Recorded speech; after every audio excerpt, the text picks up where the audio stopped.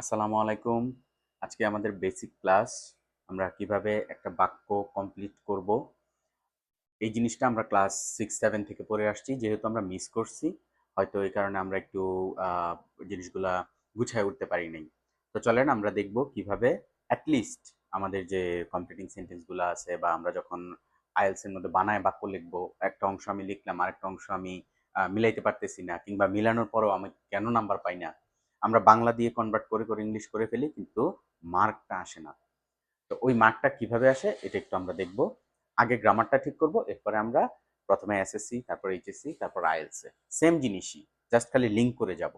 ওকে, তো চলেন প্রথমে দেখি যে আমাদের মেইন প্রবলেমটা কোথা থেকে ক্রিয়েট হয়েছে।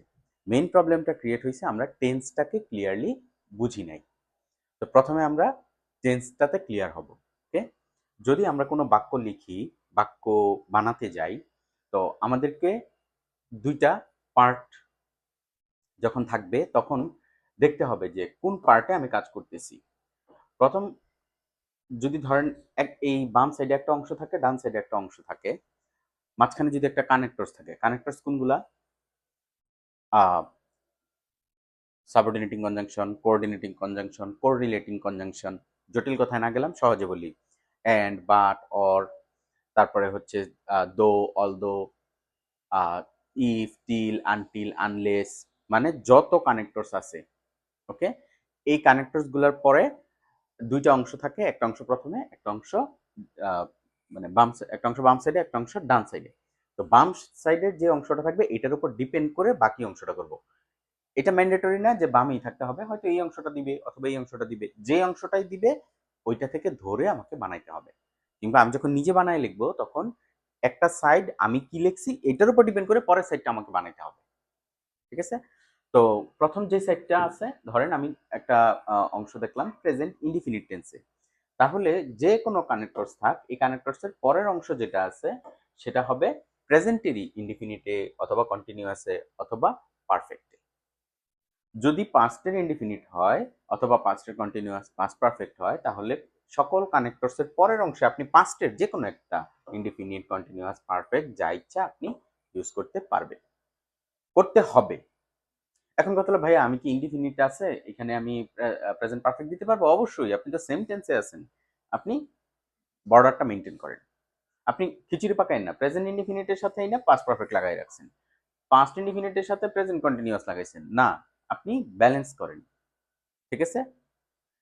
এরপরে আসেন পাস্ট ইনডিফিনিট। যখন পাস্টের কোনো কিছু লিখতেছেন, অপর সাইডটাও পাস্ট, বা এই সাইডে যদি পাস্টের কিছু লেখেন এই সাইডেও পাস্ট। আর অ্যাডমিশনের জন্য একটা মানে সবচেয়ে রিমিডি হচ্ছে যদি এক সাইডে পাস্ট ইনডিফিনিট থাকে, আরেক সাইডে পাস্ট পারফেক্ট দিয়ে লিখে ফেললে ভালো হয়, এবং এটা বানায় লিখলেও ভালো থাকে। এটাতে আপনার লেখার কোয়ালিটিটা অনেক বেড়ে যায়। এই কারণে আমি একটু আলাদা গুরুত্ব দেওয়ার জন্য এটাকে আলাদা রাখছি। ওকে, আমরা কিন্তু বেসিকে ক্লাস করতেছি, কোনো জটিল কিছুতে যাব না, জিনিসটা মাথায় রাখতে হবে। এরপরে আসেন তাহলে টেন্স সংক্রান্ত। এখন কথা হলো, ভাই আমি তো প্রেজেন্ট কন্টিনিউয়াস জানি না বা আমি পাস্ট কন্টিনিউয়াস জানি না। 2 মিনিটের ব্যাপার, জাস্ট খালি আমাদের টেন্সের ভিডিওটা দেখেন, 2 মিনিট আপনার টেন্সের সকল সমস্যা শেষ হয়ে যাবে। তো টেন্সটাকে ঠিক রাখতে হবে, এটা হচ্ছে 1 নাম্বার বিষয়। রাইটিংটাকে ক্লিয়ার করতে হলে টেন্সটা সর্বপ্রথম হচ্ছে টেন্স। টেন্সেরও আগে যেটা ইম্পর্টেন্ট সেটা হচ্ছে এসইএস এর ব্যাপারটা, কিন্তু এসইএস এর ব্যাপারটা বোঝানোর জন্য আমি আলাদা একটা ভিডিও বানাই দিছি। আর এসইএসটা এরকম যে এটা আপনি চাইলে এটা আপনি মানে এড়ায় চলতে পারেন। কিভাবে পারেন? ভিডিওতে আপনাদেরকে আমি দেখাই দিব। তাহলে এটা হচ্ছে আপনার প্রেজেন্ট আর পাস্ট টেন্সের ব্যাপারটা। এবার যদি আমরা ধরেন কোনো কারণে ফিউচার টেন্স ইউজ করতে চাই, যে ফিউচারের তো কোনো কিছু লেখলেন না, দেখেন ম্যাক্সিমাম লেখায় ফিউচার থাকে না। ফিউচারের ফাংশনটা হচ্ছে এইটা। যদি ইফ অথবা ইফের যে যমজ ভাইগুলো আছে, provide, provided that, providing that, in case, still, until, unless, এই টাইপের যা কিছু আছে এগুলা যদি থাকে, তাহলে আপনি এক সাইডে প্রেজেন্ট থাকলে, এক সাইডে যদি প্রেজেন্ট থাকে, ধরেন ইফের সাথে অংশটাকে প্রেজেন্ট দেওয়া হয়েছে, তাহলে অপর সাইডে আপনাকে অবশ্যই, আপনি প্রেজেন্টও করতে পারেন, বাট আপনাকে ফিউচার, এটা হচ্ছে বেটার। শেল জিনিসটা ইউজ করবো না, এটা জাস্ট বইয়ে লেখার জন্য লেখা। এইটাকে আমরা একটু ইগনোর করি, হ্যাঁ। কারণ এটা একটা ব্যতিক্রম নিয়ম, আমরা ওই জিনিসটাতে গেলাম না। তা আপনারা শুরু করবেন এখান থেকে, এইটা এইটা এইটা, এই তিনটা পারা মানে ইংলিশের 80% প্রবলেম সলভ হয়ে যাওয়া। তাহলে ইফ প্লাস প্রেজেন্ট যদি হয় তাহলে অপর সাইডে হবে ফিউচার। ফিউচার মানে হচ্ছে কি ইফ প্লাস উইল। এগুলোর দরকার নাই ভাই, আমরা যারা দুর্বল আছি এত লেখাপড়ার দরকার নেই। জাস্ট খালি এক সাইডে যদি দেখেন প্রেজেন্ট আছে, আপনি খালি উইল দিয়ে মূল ভার্বের বেস ফর্ম দিয়ে দেন। আর উইলের পরে বেস ফর্ম হয়, এটা আমরা টেন্স বলেই জানি। তাহলে একটা উদাহরণ দেখেন, ইফ ইউ কাম, সেই অ্যাডভান্স বইয়ের রীতিসিদ্ধ বাক্যটাই আপনারা চিনাই দিলাম। তাহলে কাম কোন টেন্স, নিজেকে কোশ্চেন করেন। কাম হচ্ছে একটা প্রেজেন্ট টেন্স, সুতরাং আমাকে উইল নিজের কাছ থেকে আনতে হবে। গো, ধরেন গো ব্র্যাকেটে ওরা দিয়ে দিবে, গো এর আগে একটা উইল নিয়ে আসতে হবে। ঠিক এই জিনিসটা একটু কমন সেন্স কাজে লাগান। কাম, কামের পাস্ট টেন্স কি কেম, তাহলে কমন সেন্স, তাহলে উইলটা হয়ে যাবে উড। এটাই ইফ প্লাস পাস্ট হলে শুড উড কুড মাইট। ওকে, এত কিছু আমার দরকার নাই, জাস্ট খালি উডটাকে ইউজ করেন, কারণ উড ইউনিভার্সাল, এটা উইল উড দিয়েই এখন আমেরিকান ইংলিশটা সম্পূর্ণ ডমিনেট করে। আর যদি ইফের পরে পাস্ট পারফেক্ট থাকে তাহলে স্বাভাবিকভাবেই উডের পরে একটা হ্যাভ দিতে হবে, কারণ পারফেক্ট মানে তো হ্যাভ, তাই না? হ্যাভের পরে বি থ্রি।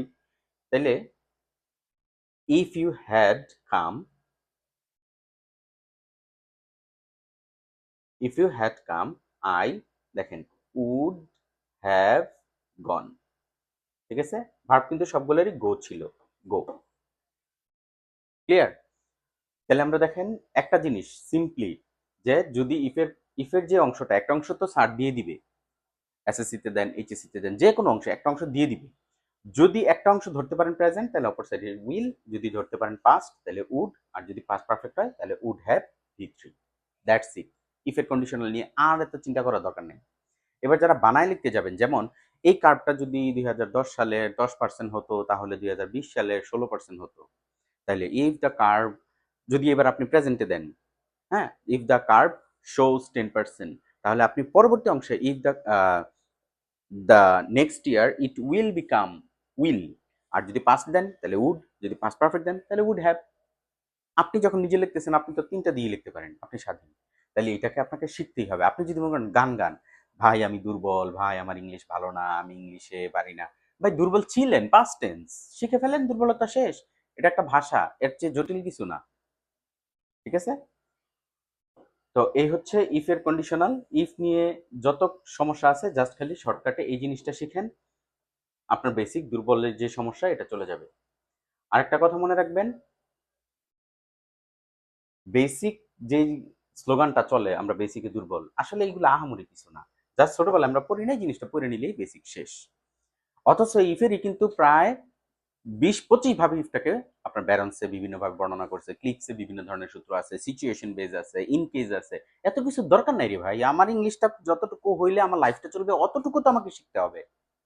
ওই শিখাটার জন্য একটু সময় ব্যয় করতে হবে। তো এটাকে এটার সাথে আমি আরেকটা রিলেটেড কথা বলবো। আপনারা জানেন কিনা যে পৃথিবীতে এখন দুইটা টেন্স আছে, প্রেজেন্ট পাস্ট। ফিউচার নামে কোনো টেন্স পড়ার কোনো দরকার নেই। কেন দরকার নাই আমি এটা পরে ডিটেলসে দেখাচ্ছি। লেখাপড়া কিন্তু সহজ, আমরা কি এটা কঠিন বানাই।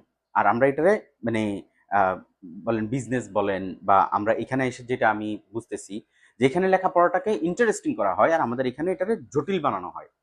ঠিক আছে? কিভাবে আমি এটা পরে দেখাই দিব। জাস্ট দুইটা টেন্স দিয়েই আপনারা পড়াশোনা করবেন, এত লেখাপড়ার দরকার নাই ভাই লাইফে। এত পড়তাছে কি লাভ হইতেছে? কই দারিদ্র দূর হইতেছে, দুর্নীতি দূর হইতেছে, জীবনের অর্ধেক নষ্ট। না, রোল টু লাগবে না, এইসব জিনিস লাগবে না। আমি কেন স্কিপ করতেছি আপনাদেরকে পরে বলবো। আমরা আগে একেবারে মূল যে জিনিসটা সেটাকে দেখব। ইফ আই ওয়্যার দেখছেন, ইফ এর আরো দুইটা ভার্সন আছে, যে সেম জিনিস থার্ড কন্ডিশনাল খালি। আমি যে বক্সটা কিছুক্ষণ আগে বর্ণনা করছি সেটার সার কথা হলো বাক্যের দুই পাশের টেন্স সমান হবে। ভাই জিনিসটা কি? জিনিসটা হলো, ধরেন একটা বাক্য আছে, Bangladesh is an evergreen country and it has a lot of problems. Okay, স্পেসটা মিসিং আছে। তো এখানে যদি কোশ্চেন করি যে এখানে কয়টা সেন্টেন্স আছে বা কয়টা বাক্য আছে, তাহলে আনসার হলো একটা। সেখানে এটা সেন্টেন্স ওয়ান। সেন্টেন্স কিভাবে হয়? ফুল স্টপ, কোশ্চেন মার্ক, ঠিক আছে, এগুলো দিয়ে হচ্ছে সেন্টেন্স। এবার যদি কোশ্চেন নাম্বার 2 করি আপনাকে, যে এখানে কয়টা ক্লজ আছে। ক্লজ বাংলা হচ্ছে বাক্যাংশ, ঠিক আছে? ক্লজ হচ্ছে 2টা। ক্লজটা, হ্যাঁ আমরা একটু, এই যে Bangladesh is an evergreen country, এটা একটা ক্লজ। আবার ইট has a lot of problems, এটা আরেকটা ক্লজ। ক্লজ ভাগ হয় কানেক্টরস দিয়ে। আর 2টা ক্লজ, ভাই আমি কেমনে বুঝবো 2টা যে ক্লজ? 2টা ক্লজ বোঝার প্রথম ইয়া হলো 2টা ফাইনাইট ভার্ব। দেখেন এখানে একটা ফাইনাইট ভার্ব আছে। এখন কথা হলো ভাই ফাইনাইট ভার্ব এই সেই তো এত কিছু বুঝতে তো আপনি মানে আবার সেই কঠিন দিকে নিয়ে গেলেন না। সিম্পলি বুঝেন, এটা একটা ভার্ব, এটা একটা ভার্ব। 2টা ভার্ব আছে, 2টা ক্লজ আছে, দ্যাটস ইট। এন্ড ভার্ব চিনেন কিনা আরেকটা ক্লাসে আছে, ওখানে ভার্বটা চিনে আসেন। ঠিক আছে? ছোট ছোট জাস্ট খালি আপনারা একটু সময় দেন। আমি চেষ্টা করতেছি কম্প্যাক্ট করার জন্য। ঠিক আছে? অ্যাটলিস্ট যাতে আপনাদের 15টা ক্লাসে বা 20টা ক্লাসের মধ্যে শেষ হয়ে যায় বেসিক জিনিসটা। যখন বেসিকের উপরে দাঁড়ায় যাবেন, আপনার যখন সবকিছু ক্লিয়ার ধারণা আছে, এবার সামনে বাড়তে থাকেন। ঠিক আছে? তো একটা ভার্ব এখানে আমি ইজ দেখতেছি, এই কারণে এটা একটা ক্লজ। যেহেতু এন্ডের অপর পাশে আরেকটা আছে হ্যাজ, তাহলে এটা একটা ক্লজ। তাহলে এখানে সেন্টেন্স কয়টা? একটা। ক্লজ কয়টা? ক্লজ কয়টা? 2টা। ক্লিয়ার? এবার দুই পাশের টেন্সটাকে খেয়াল করতে হবে। যারা স্পেশালি বানায় লিখবেন, আইএলটিএস পরীক্ষা দিবেন, তাদেরকে বলি, দেখেন এটা কোন টেন্সে লিখছিলেন আপনি? Is present tense. Okay, is present tense. এবার এখানে দেখেন হ্যাজ কোন টেন্স ছিল? Present tense. ওকে, আপনার এটা 100% কারেক্ট। আমার কাছে এটা ডিল করে না যে এটা কি প্রেজেন্ট ইনডিফিনিট, এটা কি প্রেজেন্ট কন্টিনিউয়াস, এটা কি প্রেজেন্ট পারফেক্ট, নাকি এটা perfect continuous. It doesn't matter to me because I just want you have maintain the balance. The first side is present, another side is also present. Okay, যে না শখ ভাই আমি এটাকে ইজ দিব না, আমার মনে আমার এটা ভাল লাগতেছে না, আমি কি দিব? ওয়াজ দিব। তাহলে আপনি দেন, ইজকে আপনি চেঞ্জ করে ওয়াজ করে দেন। এখানে যদি ওয়াজ দেন, তাহলে কমন সেন্স এই হ্যাজটা কি হয়ে যাবে? হ্যাড হয়ে যাবে। ঠিক আছে? আচ্ছা, এবার যদি ভাই এটাকে ফিউচার করতে যাই, অপ্রাসঙ্গিক কথা বলার দরকার নেই। ঠিক আছে? কারণ ফিউচার করতে হলে এন্ড দিয়ে হবে না, তখন আমাদেরকে অন্য সিচুয়েশনে যেতে হবে। তাহলে যেহেতু আমার এখানে প্রেজেন্ট আছে, প্রেজেন্টে করছি, পাস্ট করলে পাস্টে করবো, দ্যাটস ইট। ব্যালেন্স রাখতে হবে। কখনো এটা করবেন না প্লিজ যে এই সাইডে প্রেজেন্ট, এই সাইডে প্রেজেন্ট, এই সাইডে পাস্ট, অথবা এই সাইডে প্রেজেন্ট, এখানে আপনি পাস্ট করে রাখলেন। এই কাজটা কখনোই করবেন না। মিক্স আপ হয় না যেন, ওই মিক্স আপের জন্যই নাম্বারটা কাটে। ঠিক আছে? এই হচ্ছে আমাদের টেন্স সংক্রান্ত সাইডগুলোকে ক্লিয়ার রাখতে হবে। এরপরে যান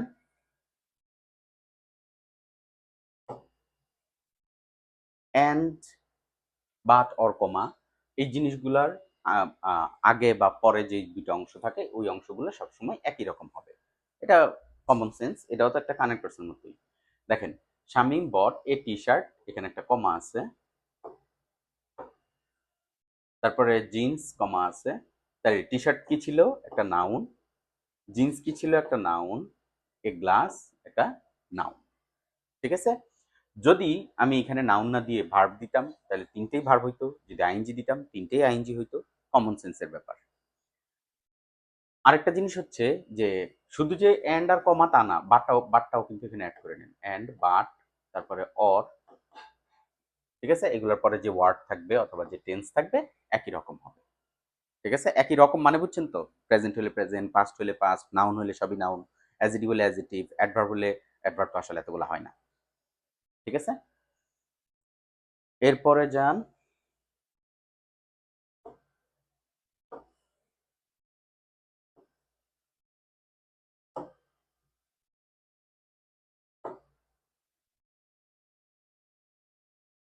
এই জিনিসটা মুখস্থ করতে হবে আপনার। ঠিক আছে? আপনি যদি মনে করেন যে না আমি সবকিছু বুঝে বুঝে পড়বো, না, সবকিছু বুঝে পড়া যায় না, সবকিছু বুঝে পড়ার জিনিসও না। ঠিক আছে? ভাই কেন?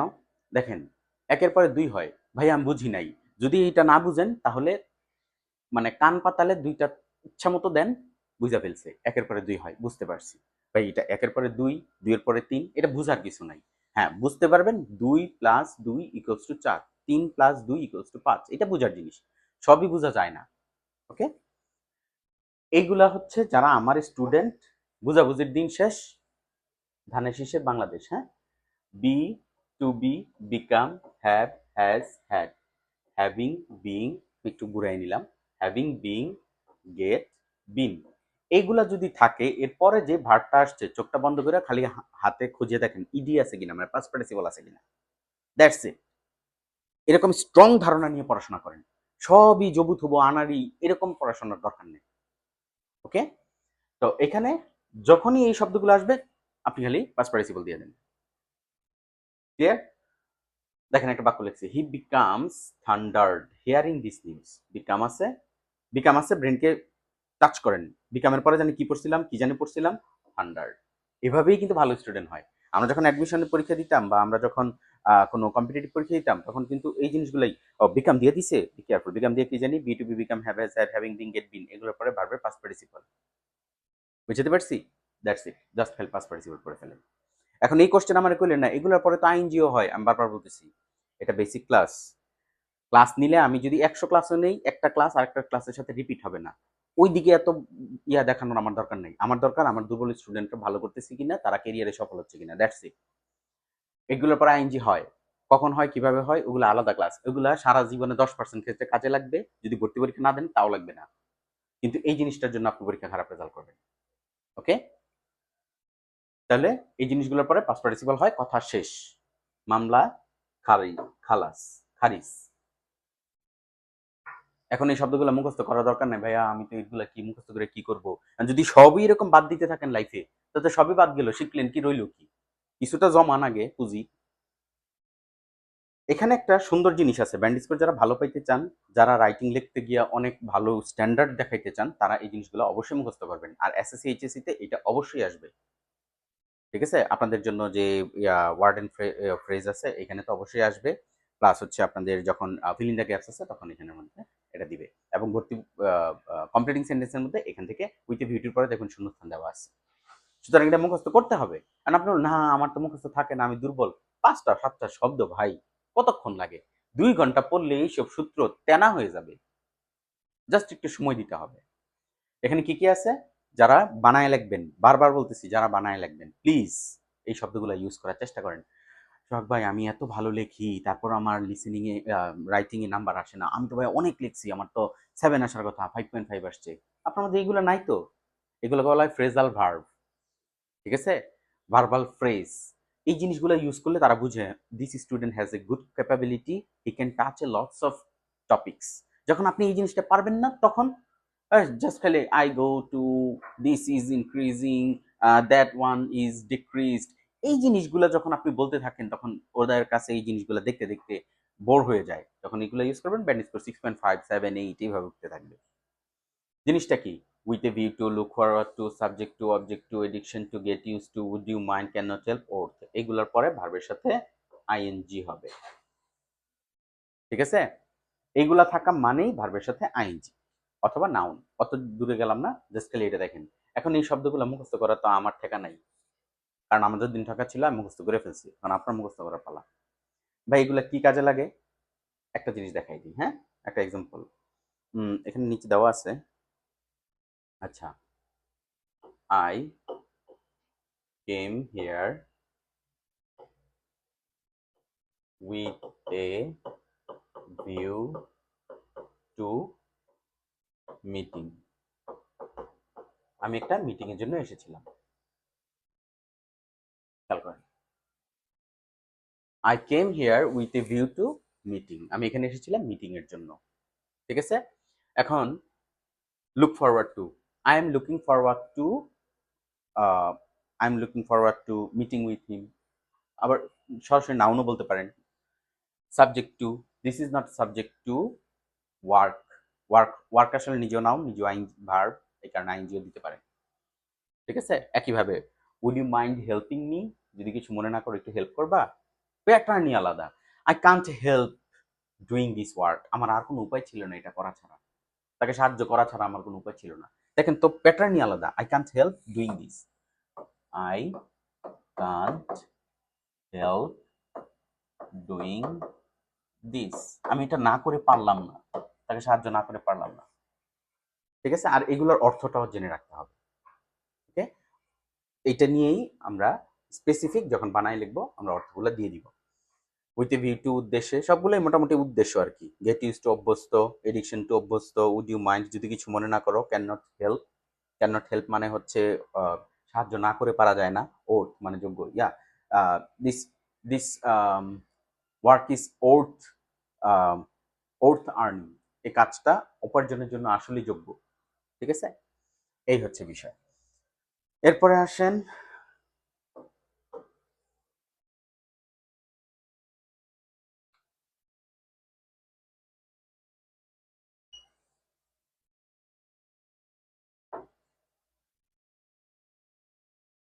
Before after. ওই আমরা ওই ইয়াটা যেটা পড়ছি ওইটাই।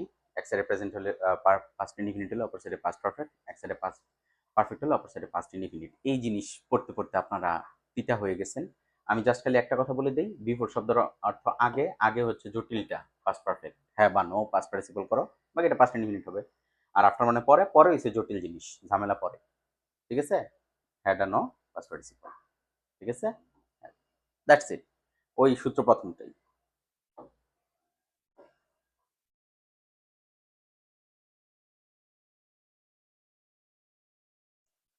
Since, as, because, as if, as though, সব সূত্র ওই আগেরটাই, প্রথম যে বক্সটা দেখাইছি। লিস্টের পরে শুড হয়, এগুলো সস্তা কথাবার্তা। এখানে দেখেন আজকে এই 15টাই, এই দুইটা সূত্র হচ্ছে যমজ ভাই। এই দুইটা সূত্র দিয়ে যদি কথাবার্তা লিখতে পারেন বা বলতে পারেন তাহলে আপনি অনেক কিছুই কভার করতে পারবেন। আর যারা এসএসসি এইচএসসি আছেন এই দুইটা সূত্র পড়ছেন না, তাহলে ধরে নেন আপনার মিনিমাম 10 নম্বর নাই। কন্টেনিং সেন্টেন্সে আসবে, ট্রান্সফরমেশনে আসবে, শূন্যস্থানে আসবে, রাইট ফর্মস অফ ভার্বে আসবে, মোটামুটি দুইটা করে আসতে আসতে 10টা সূত্র, 10 নম্বর নাই। তো এরকম 10 নম্বর আমরা কেয়ার করি না, উই ডোন্ট কেয়ার, কারণ আমরা 33 পেলে খুশি, আর লেখাপড়া না করলে আরো খুশি, অটোপাস। বাট যদি লেখাপড়া করতে হয় তাহলে ভাই দুইটা সূত্র পড়তে হবে। এই দিক দিয়ে কি দিল এটা নিয়ে আমার কোনো কনসার্নের দরকার নাই, এদিকে কি দিল সেটাও আমার কনসার্নের দরকার নাই, কারণ ওই দুটো অংশ তারা পূরণ করে দিবে, অথবা একটা অংশ পূরণ করে দিবে। যে ফাংশনটা অ্যাকচুয়াল খেলাটা হবে so plus adjective plus that plus subject, can অথবা কুড। ওই সময় বলছিলাম যে উইল দিয়া বা উড দিয়া দুনিয়া চালাইতে পারবেন, বাট এখানে চালাতে পারবেন না। সো প্লাস অ্যাডজেক্টিভ হলে ক্যান কুডই দিতে হবে। যদি এখানে প্রেজেন্ট থাকে তাহলে ক্যান, যদি পাস্ট থাকে তাহলে কুড। একটা উদাহরণ দেখেন, he is so weak that he can not walk. দেখছেন, ইজ ছিল প্রেজেন্ট, এই কারণে ক্যানটাকে আনা হয়েছে, আর ভার্বের একটা অংশ হয়তো আপনাকে মিলাইতে হবে, অথবা একটা ওয়াক লিখে দিবে তারা, আপনি সেটাকে ক্যানের পরে দিয়ে দিবেন। আরেকটা ব্যাপার আছে, সে এতই দুর্বল যে সে অনেক শক্তিশালী, এটা কোনো কথা হইলো? নেগেটিভ হবে। এরকম সো প্লাস দ্যাট যদি থাকে তাহলে পরের অংশটাতে নেগেটিভ কথা থাকে। ওকে, এটারই, এটা হচ্ছে কমপ্লেক্সে, এটা হচ্ছে সিম্পলে, জাস্ট সেম জিনিস। হি ইজ, সো এর জায়গায় টু, অ্যাডজেক্টিভ থাকবে, দ্যাট এর জায়গায় টু, টু এর পরে ভার্বের বেস ফর্ম, এটা রীতিসিদ্ধ কথা। তাহলে he is to week to, একেবারে verb walk, he is to week to walk, এটা অর্থ কিন্তু নেগেটিভ। সে এতই দুর্বল যে সে হাঁটতে পারে না, এরকম না, সে এতই দুর্বল যে সে অনেক হাঁটতে পারে, নেগেটিভ অর্থ দেয় এগুলা। ঠিক আছে, এই হচ্ছে বিষয়। আর দুইটা সূত্র এই ভিডিওতে অ্যাড করে দিই, যদি উদ্দেশ্য ছিল না, যেহেতু এটার সাথে এটা যায়।